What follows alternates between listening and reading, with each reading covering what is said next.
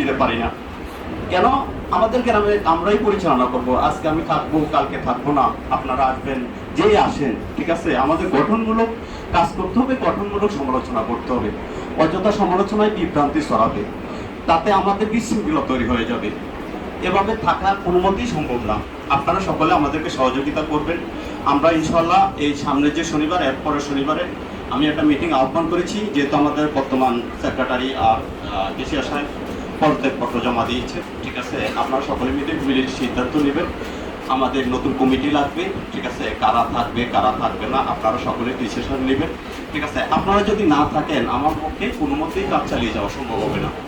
আপনারা আসলেই আমাদের মসজিদ পরিপূর্ণ হবে, আপনারাই আমাদের মেন সৈনিক। আপনারা যদি না থাকেন আমরা কাকে নিয়ে চলবো?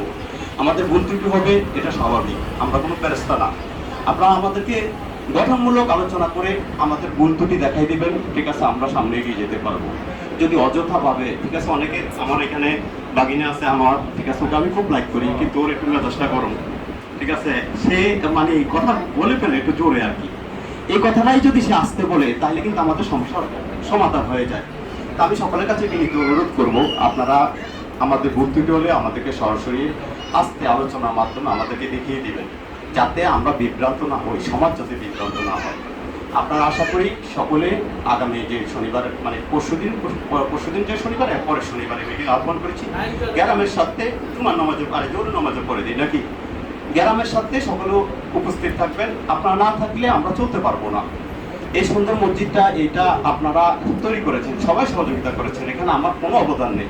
আমি শুধু আপনাদেরকে একত্রিত রাখতে চেষ্টা করেছি। আবার ব্যর্থ হয়েছি যে আজকে যে পরিস্থিতি দেখেছি যে আমাদের গ্রামের কিছু লোক আজকে মসজিদে নামাজ পড়েছে অনাকাঙ্ক্ষিতভাবে, এটা সম্পূর্ণ ব্যর্থতা আমার। আর বেশি কিছু বলবো না, কারণ অনেক সময় হয়েছে। সকলের কাছে আমি ক্ষমা চেয়ে নিচ্ছি। আসলে হয়াত মুহূর্তের ব্যাপার, কখন মরে যাই সেটার কোনো ঠিক ঠিকানা নেই। আপনারা নিজ গুণ আমাকে ক্ষমা করে দিবেন। সকলের সুস্বাস্থ্য কামনা করি, সকলের বৃহত্তর ঐক্য কামনা করি। আমার গ্রামের প্রত্যেকটা লোক আমরা সকলে ঐক্যবদ্ধভাবে আগামী দিনগুলো অতিবাহিত করতে পারি। মহান রাব্বুল আলামিন যেন আমাদের সেই তৌফিক দান করেন। আসসালামু আলাইকুম। আবারও সকলকে ঈদের শুভেচ্ছা, ঈদ মুবারক। মারহাবা, আলহামদুলিল্লাহ, অনেক সুন্দর।